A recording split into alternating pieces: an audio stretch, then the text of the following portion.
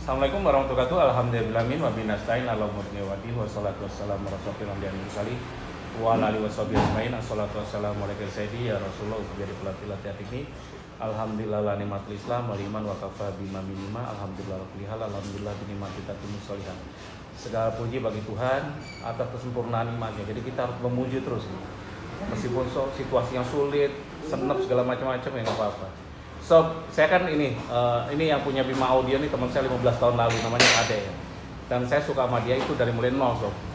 Di sini ada karyawan-karyawannya. Nah, sekarang kadang-kadang kalau pada kondisi ini, ketika saya mau betulin mobil atau apapun, saya kunjungi teman-teman saya yang berbisnis saya lama, yang dulu teman-teman saya gitu. Saya datangin untuk melihat kondisi segala macam-macam dan saling menguatkan, Sob. Dan ternyata Ade ini canggih, Sob. Kemarin kan tutup di saya cari dapat di jalan mana nih? Jalan apa nih terumbar nih? Jalan Pulau KW ya. Jadi ini Pulau KW nomor 28 dia. Nah, kelebihan dia ini hebat, Sob. Jadi dulu dia nggak cuma kontrak, sekarang ini sudah punya sendiri dia di Mahendralanta, dari mana dia punya dua lokasi. Dan kapan hari dia punya cabang sampai 6. Saya sendiri waktu itu, kalau saya dulu waktu itu kurangi cabang, dia malah nambah cabang gitu.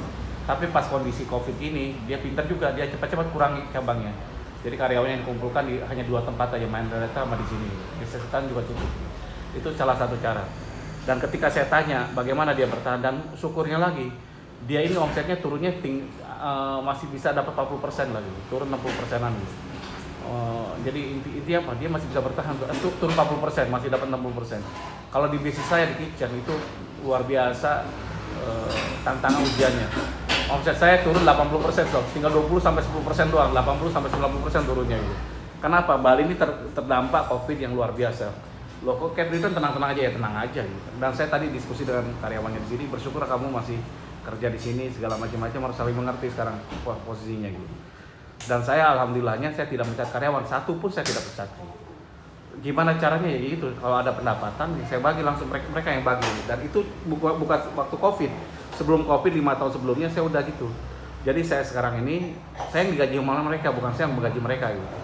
Nah, dan saya tidak mengurangi pendapatannya gitu. Kalau saya udah ngomong ke GM-nya, kalau sekarang bulan ini dapat 50%, bulan berikutnya ada uang lebih ya kumpulkan, bayarin gitu. Karena kalau perusahaan, kalau kita ngerasa kaya itu jangan berpikir miskin gitu. Kurangi karyawan tapi nggak dikurangi doang gitu, tapi tidak menguranginya doang gitu. Jadi pas ada kelebihan tidak dibalikin gitu. Kalau saya nggak apa-apa, jadi kalau kurang mereka dapat 50%, 60%, kekurangannya dikumpulkan, nanti pas tahun depan atau berapa bulan kemudian ada proyek besar ya dibalikin gitu, sehingga mereka happy gitu, tanpa mengurangi haknya gitu. Jadi kalau kita merasa kaya itu tekniknya gitu.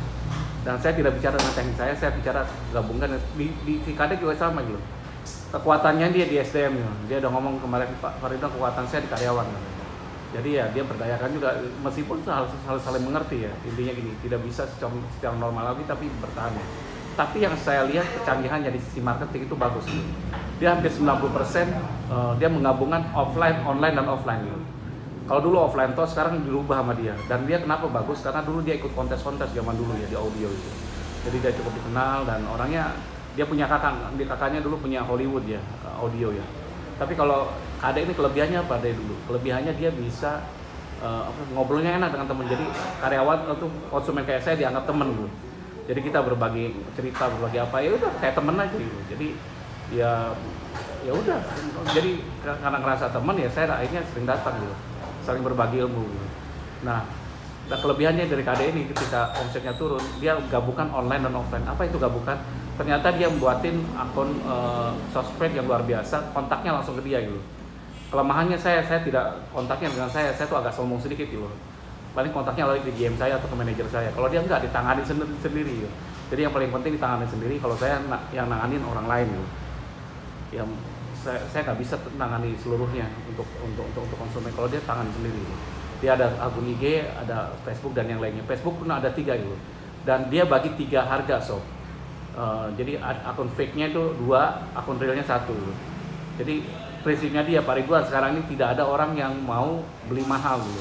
Dia mau kualitas bagus tapi harga murah, mau harga medium tapi murah gitu sama. Jadi intinya apa ya, harganya harus sesuai kantong gitu. Nah, jadi dia buatin dua akun fake, satu akun bener. Yang satu akun fake itu harganya di bawah gitu. Contoh harga 1 juta gitu.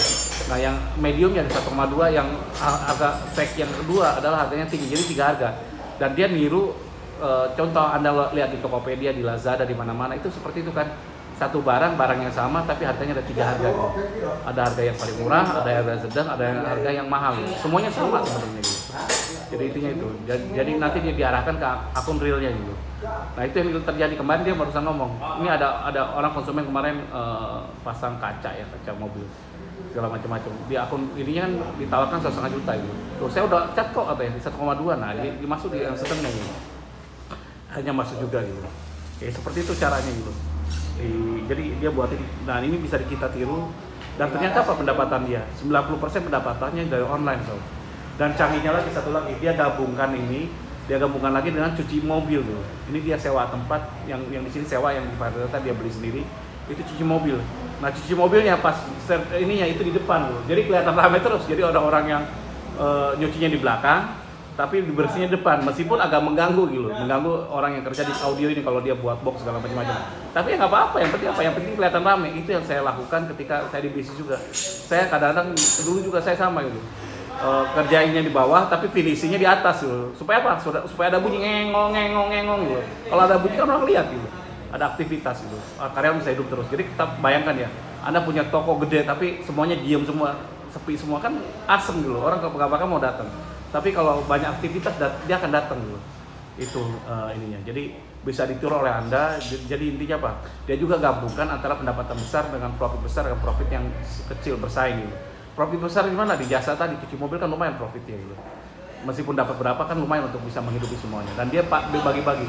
Nah, di samping saya ini, di sampingnya dia ada ini jok segala macam lagi. Kayaknya dia kerjasamakan dengan orang lain lagi gitu.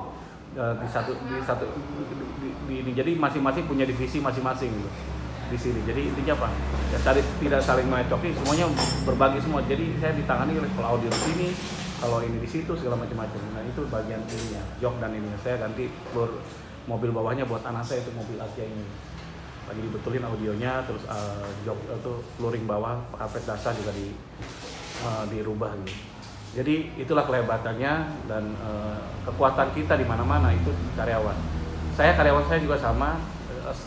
Kalau saya bukan karyawan, jadi partnership jadinya. Dan saya bagi mereka, kalau mau maju ya kamu harus maju sekarang, ini zamannya kamu, bukan zamannya saya lagi. Saya udah ketinggalan zaman saya sekarang. Nah, kalau mau ya berbagi, ayo. Saya sekarang punya akses segala macam, optimalkan semua, dimaksimalkan semua. Semoga ini bisa jadi pembelajaran bagi kita semua. Kita harus kekuatan kita, masing-masing punya kekuatan, kelebihan. Dia bisa berbisnis ini, ya udah saya syukuri. Berarti apa? Dia udah lancar lah segala macam-macam. Saya doakan mudah-mudahan dia bisa lebih baik lagi, bisa maju lagi, bisa lebih bermanfaat. Demikian ya, saya kalau salah banyak salahnya, kalau kurang banyak kurangnya. Wassalamualaikum warahmatullahi wabarakatuh.